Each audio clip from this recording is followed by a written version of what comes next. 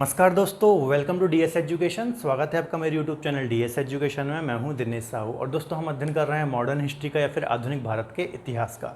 तो हमारी modern history की इस सीरीज़ में आज जो हमारा टॉपिक रहेगा वो रहेगा तृतीय कर्नाटक युद्ध, है ना। इससे पहले हमने दोनों कर्नाटक के युद्ध फर्स्ट और सेकेंड की चर्चा डिटेल में कर ली है। यदि आपने मेरे प्रीवियस वीडियो नहीं देखे हैं तो आप प्लेलिस्ट में जाकर के देख सकते हैं। इसके अलावा आई बटन भी आपको यहाँ पर दिख रहा होगा, है ना।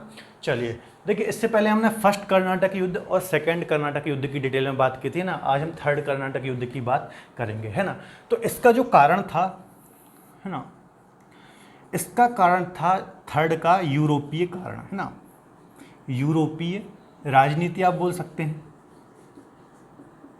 ठीक है। यूरोपीय राजनीति इसका कारण था। अभी यूरोपीय राजनीति क्या है, यदि आपने मेरे सारे लेक्चर देखते हुए आ रहे हैं, प्रीवियस कर्नाटक युद्ध के वीडियो देखें या फिर और भी पूरे प्रीवियस वीडियो देखें, तो आपको आराम से समझ में आएगा ना। यूरोपीय राजनीति का मतलब यह है कि जब भी यूरोप में कुछ हलचल होती थी, किन्हीं दो देशों के बीच में टकराहट होती थी, तो उसका प्रभाव सभी पूरे विश्व में देखने को मिलता है। जैसे मान लीजिए अंग्रेज और फ्रांस कहाँ यूरोप में लड़ने लगे, तो वो जहाँ जहाँ भी व्यापार कर रहे थे पूरे विश्व में, तो वहाँ पर भी वे लड़ने लगते थे, ठीक है। तो यही कारण था, यूरोपीय राजनीति इसका कारण था, ठीक है।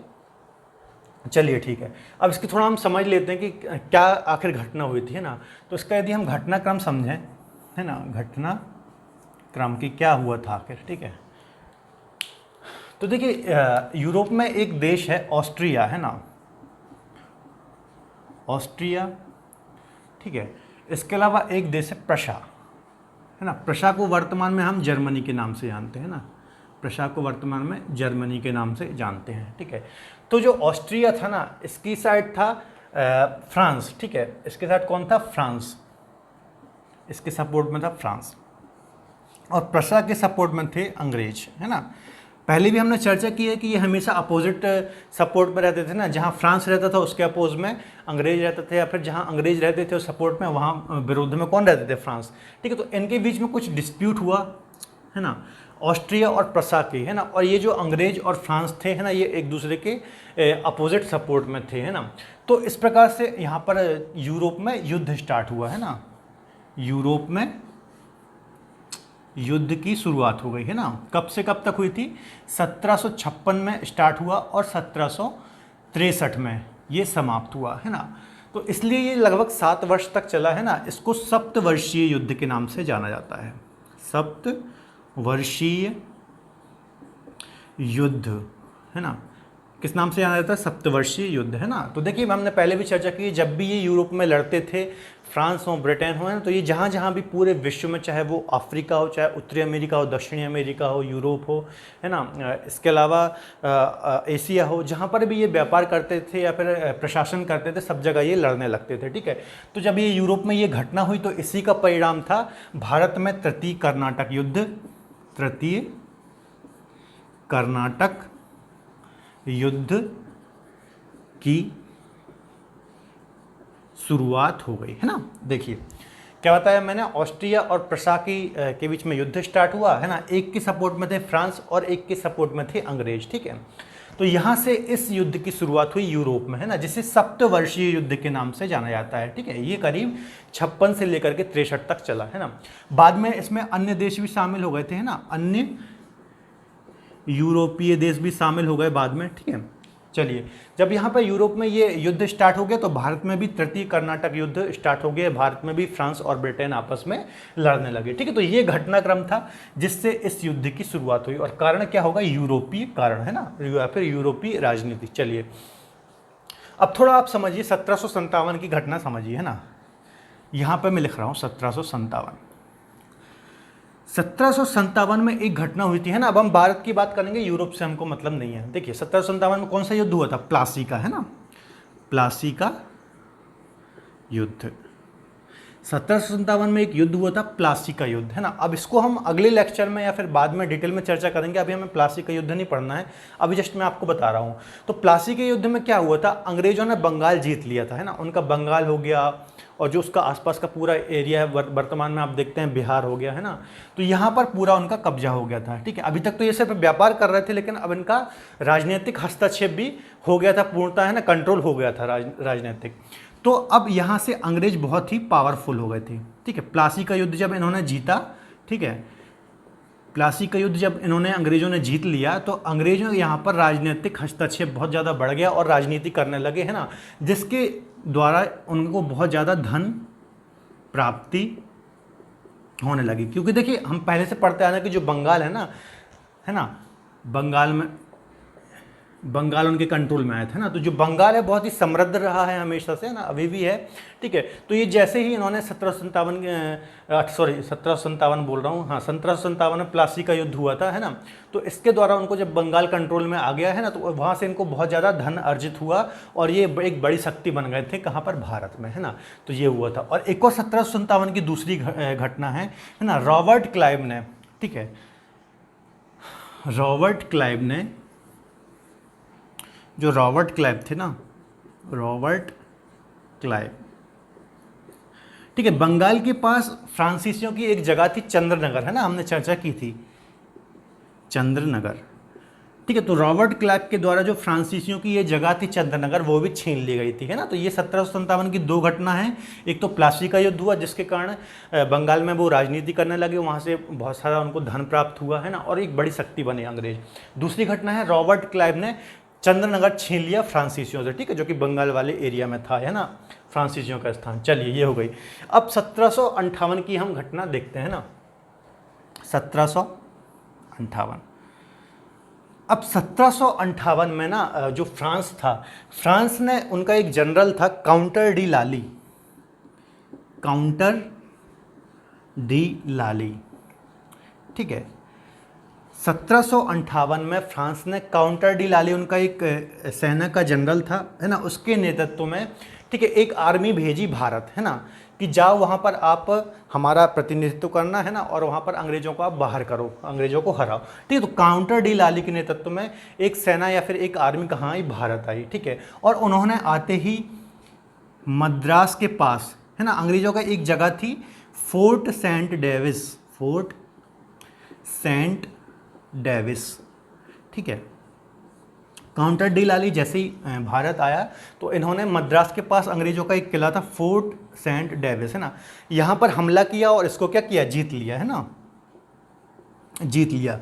ये कौन था, फ्रांसीसी था, है ना, काउंटर डी लाली फ्रांसीसी था, ठीक है। क्या हुआ, सबसे पहले 1758 में काउंटर डी लाली आया, है ना, आर्मी के साथ, जनरल था, है ना, फ्रांस से। सबसे पहले आते ही उसने मद्रास पर, जो इनका एक मद्रास के पास एक इनकी जगह थी, किला था फोर्ट सेंट डेविस, यहाँ पर हमला किया और इसको जीत लिया, है ना। चलिए ये हो गया। अब जब इन्होंने ये जीत लिया तो इनकी हिम्मत बहुत ज़्यादा बढ़ गई, इनका कॉन्फिडेंस बहुत ज़्यादा बढ़ गया, है ना। और तुरंत ही इन्होंने, अंग्रेज़ों का एक और स्थान था तंजौर, है ना, तंजौर में भी ये बैठे थे अंग्रेज, है ना, तंजौर। तो तंजौर पर भी इन्होंने हमला किया, किन्होंने, फ्रांसीसियों ने, है ना, या फिर काउंटर डी लाली ने। कहाँ पर हमला किया, तंजौर पर, जहाँ पर अंग्रेज थे, ठीक है। लेकिन यहाँ पर उनका हमला कामयाब नहीं हुआ, है ना। यहाँ पर अंग्रेज़ों की तरफ से प्रतिनिधित्व किया था, अंग्रेज़ों की तरफ से पर सर आयरकूट ने, है ना, सर आयरकूट, ये कौन थे, अंग्रेज, ठीक है। तो अंग्रेजों की तरफ से नेतृत्व किया सर आयरकूट ने, और इनका जो हमला था तंजौर पर, ठीक है, इसको क्या कर दिया, विफल कर दिया, ठीक है। और तंजौर पर फ्रांसीसियों का हमला विफल हो गया, ठीक है। पहले कहाँ, पहले किया मद्रास के पास फोर्ट सेंट डेविस में, इसको जीत लिया, है ना।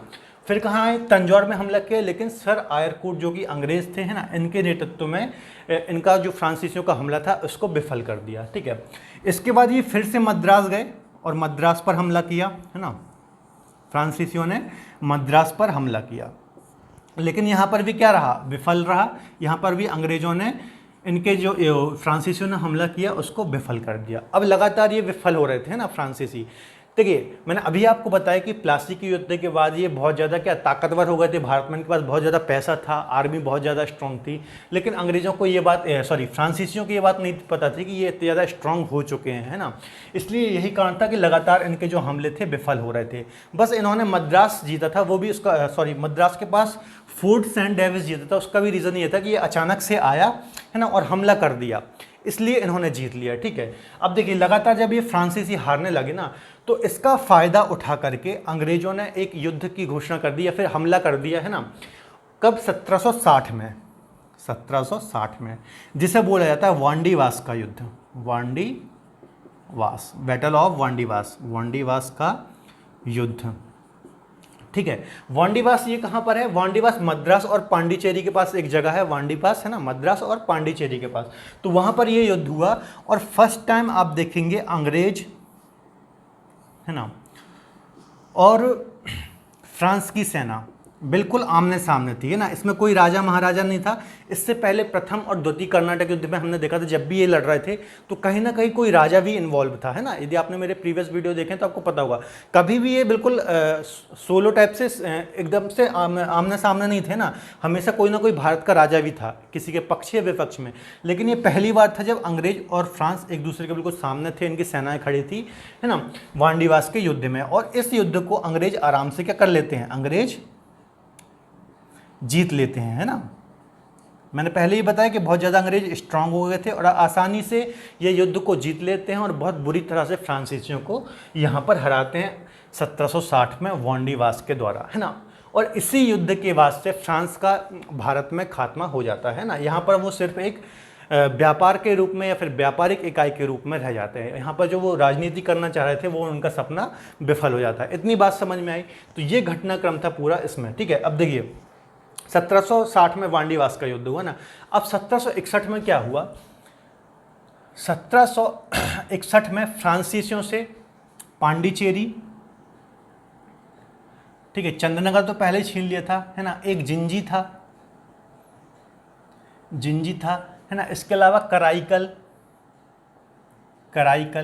ठीक है। ये जो फ्रांसीसियों की कुछ जगहें थी ना, पांडिचेरी, जिंजी, कराईकल, अंग्रेजों ने इनसे छीन ली फ्रांसीसियों से, ठीक है। 1761 में ये सब छीन ली जगहें, ठीक है। 1760 में इन्होंने युद्ध जीता, है ना, और इनकी हालत बहुत ख़राब हो गई और 1761 में इन्होंने अंग्रेजों ने पांडिचेरी, जिंजी और कराईकल फ्रांसीसियों से छीन ली, ठीक है। और चंद्रनगर तो पहले से ही इनके पास था, है ना, मैंने आपको बता दिया, ठीक है। इस प्रकार से ये पूरा एक घटनाक्रम था, है ना। और आगे चल करके 1763 में, ठीक है, युद्ध क्या होता है, समाप्त होता है ना। यूरोप में युद्ध समाप्त होता है और उसी तरह से भारत में भी तृतीय जो कर्नाटक युद्ध था, है ना, जो संघर्ष था भारत में फ्रांसीसियों और अंग्रेज के बीच में, भारत में युद्ध भी समाप्त हो जाता है। किसकी संधि से, पेरिस की संधि हुई थी, है ना, पेरिस की संधि।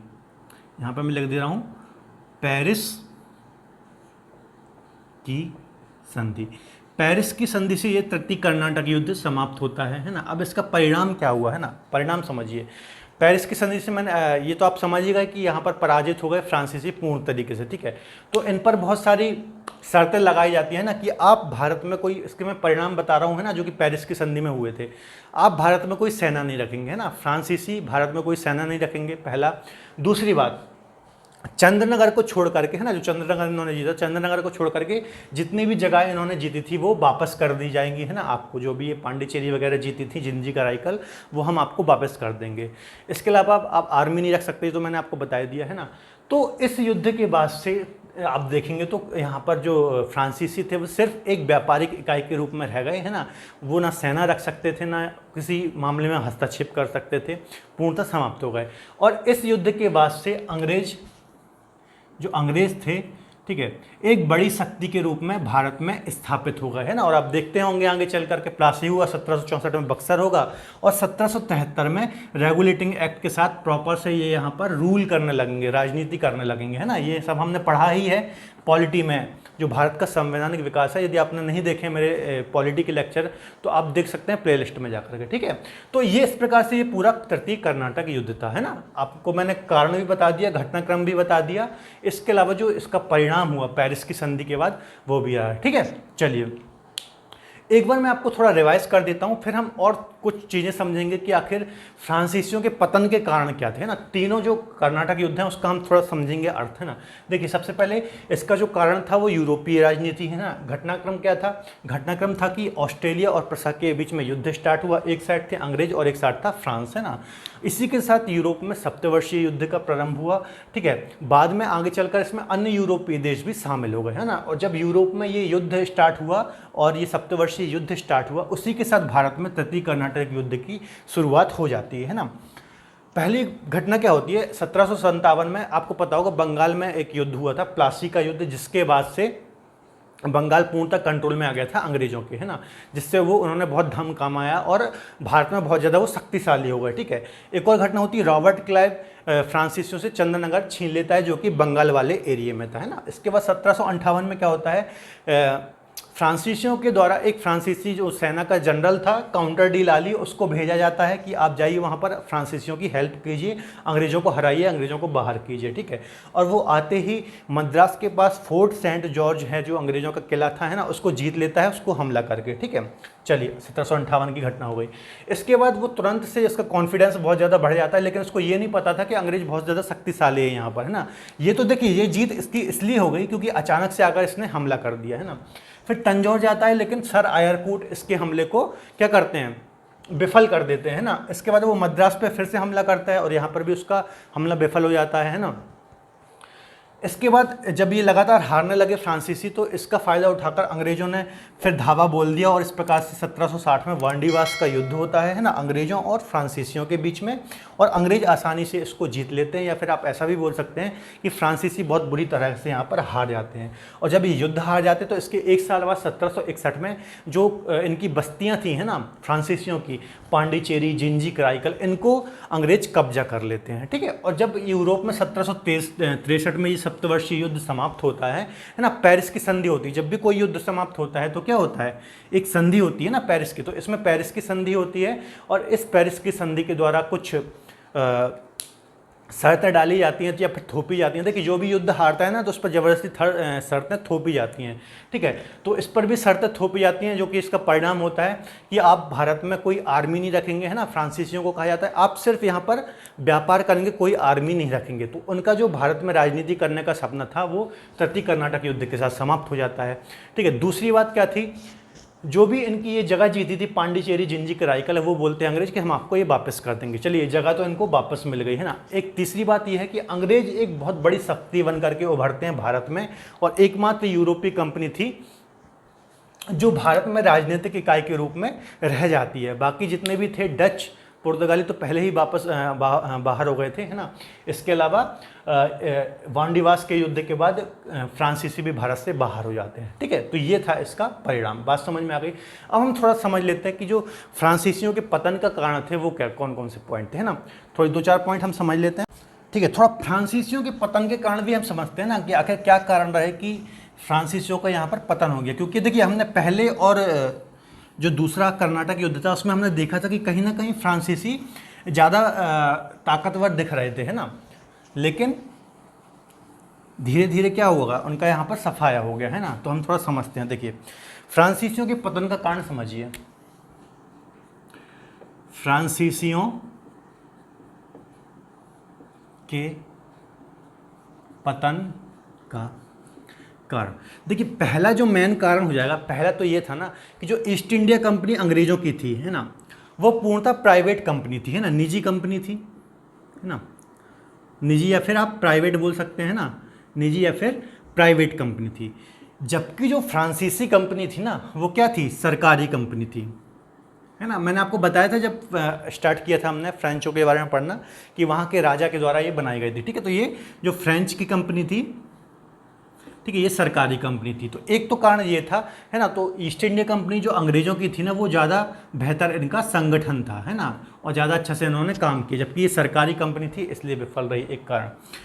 दूसरा कारण ये था, है ना, एक मेन कारण बंगाल विजय, अंग्रेज़ों का बंगाल विजय।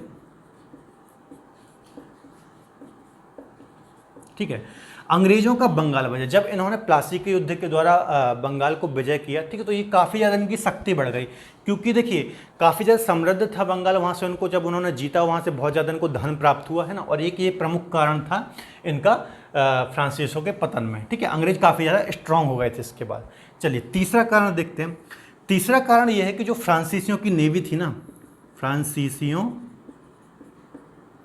की जल सेना थी, है ना, जल सेना या फिर आप नेवी बोलें, ये बहुत ज़्यादा पावरफुल नहीं थी, है ना। मतलब आप बोलें तो अंग्रेज़ों से कम पावरफुल थी, है ना, अंग्रेज़ों से कम पावरफुल थी, इसलिए भी एक ये कारण था इनके पतन का, है ना।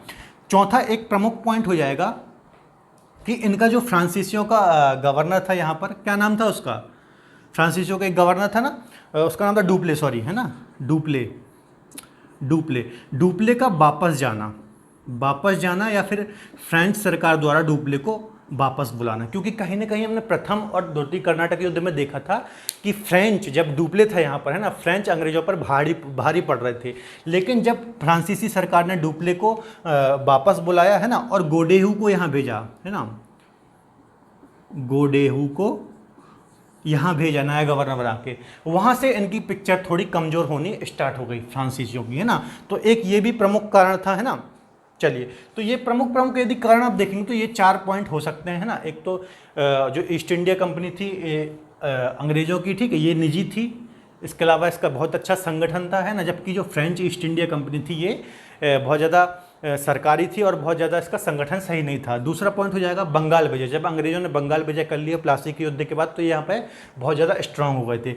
तीसरा पॉइंट हो जाएगा फ्रांसीसियों की जो नेवी थी, है ना, फ्रांसीसियों की नेवी अंग्रेजों से कम पावरफुल थी, है, अंग्रेज ज़्यादा, उनकी नेवी स्ट्रांग थी। ये सारे पॉइंट हमने पहले भी चर्चा किए हुए हैं ना। चौथा पॉइंट हो जाएगा डुप्ले का वापस जाना। द्वितीय कर्नाटक युद्ध के बाद डुप्ले को वापस बुला लिया था फ्रांसीसी सरकार ने, और यह भी एक प्रमुख कारण रहा है फ्रांसीसियों के भारत में पतन का। ठीक है, चलिए, तो इतने पॉइंट है, तीनों कर्नाटक युद्ध हमने देखी हैं। आगे हम और चर्चा करेंगे और भी हम नए लेक्चर के साथ आएंगे। तो आज के लिए इतना ही। यदि आपको आज का लेक्चर पसंद आए तो प्लीज़ वीडियो को लाइक करें। इसके अलावा हमारे साथ जुड़े रहने के लिए आप हमारे चैनल को सब्सक्राइब कर सकते हैं। तब तक के लिए धन्यवाद, अपना ख्याल रखें।